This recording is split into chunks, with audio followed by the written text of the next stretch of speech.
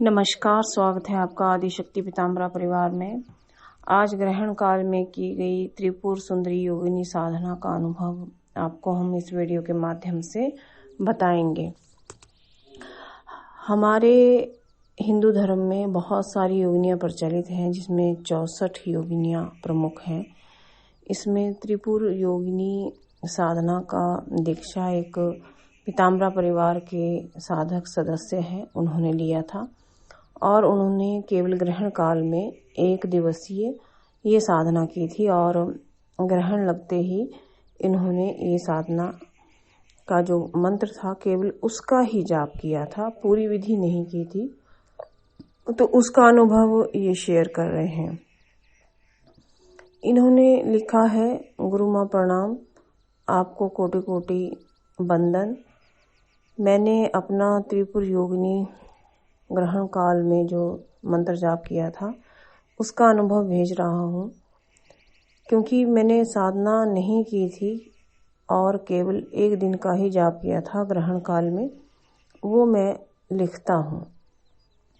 सबसे पहले, जैसा कि आपने कहा था कि मंदिर में ये साधना नहीं करनी है, ग्रहण काल में सब कुछ ग्रसित होता है, इसलिए मंदिर का जो हमारे घर का जो मंदिर है उसको मैंने पूर्ण रूप से ढक दिया था और आपकी भेजी हुई सिद्धमाला और सिद्धासन को रख करके जाप किया था, अपने पास रख करके जाप किया था। ये लिखते हैं कि जब मैं लगातार जाप कर रहा था तो मैं बहुत जोर जोर से झूमने लग गया था और ग्रहण काल में जब मैं ये साधना कर रहा था तो चटक चटक की आवाज भी आनी शुरू हो गई थी और आवाज से थोड़ी घबराहट मेरे मन में हो रही थी, लेकिन मैंने आंखें नहीं खोली और जाप कंटिन्यू करता रहा। उसके बाद जो दरवाजा था वो कभी खुल रहा था, बंद हो रहा था, कभी खुल रहा था, कभी बंद हो रहा था, क्योंकि जहाँ मैं रहता हूँ वहाँ पर मेरे परिवार का कोई सदस्य नहीं रहता है और मैं ही अकेला रहता हूँ। 2 रूम है और जिसमें से एक मेरा बेडरूम है और दूसरे रूम पे मैंने मंदिर लगा रखा है, पास में ही किचन है। पूरा घर लगभग बंद था, लेकिन कौन दरवाजा खोल रहा था और कौन दरवाजा बंद कर रहा था ये कोई शक्ति ही मुझे मालूम पड़ रही थी। अनफॉर्चुनेटली उसमें थोड़ा सा घबराहट के मारे जो मेरी सिद्धमाला थी वो मेरे से नीचे गिर गई थी। मैंने उठाकर फिर जाप कंटिन्यू कर दिया, क्योंकि दरवाजे पे बहुत ठप ठप करके जोर की आवाज आई। उससे मैं घबरा गया। मैं ये श्योरली जानता हूँ कि वहाँ पे कोई नहीं था, लेकिन कोई शक्ति ही थी, जो शक्ति मुझे डराने की कोशिश कर रही थी। लेकिन मैंने आपका नाम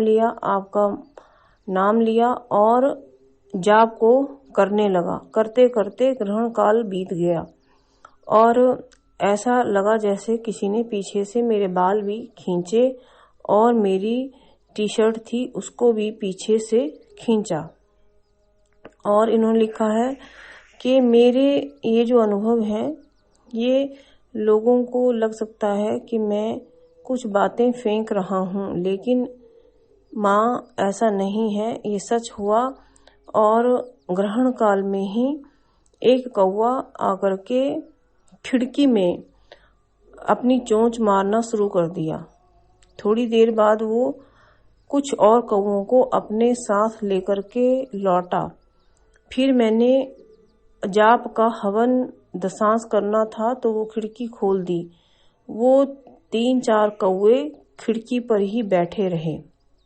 मैंने दशांश हवन कर दिया और बलि के रूप में मैंने खिचड़ी भेंट की थी भगवती को, क्योंकि मेरे पास तब कुछ अवेलेबल नहीं था और ब्राह्मण भी नहीं थे, इसलिए मैंने केवल गुरु माँ आपको छोटा सा अमाउंट भेजा था गूगल पे से। ये मेरा अनुभव है, अगर आप इस पर चाहें तो वीडियो बना सकते हैं। बहुत ही स्केरी अनुभव था और मैं बीच में काफ़ी डर गया था, जिसके कारण माला छूट गई थी। क्या माला पृथ्वी पर छूटने से उसकी सिद्ध शक्ति चली गई है या है, ये आप मुझे वीडियो में ज़रूर बता दीजिएगा या व्हाट्सएप पर ही आंसर कर दीजिएगा।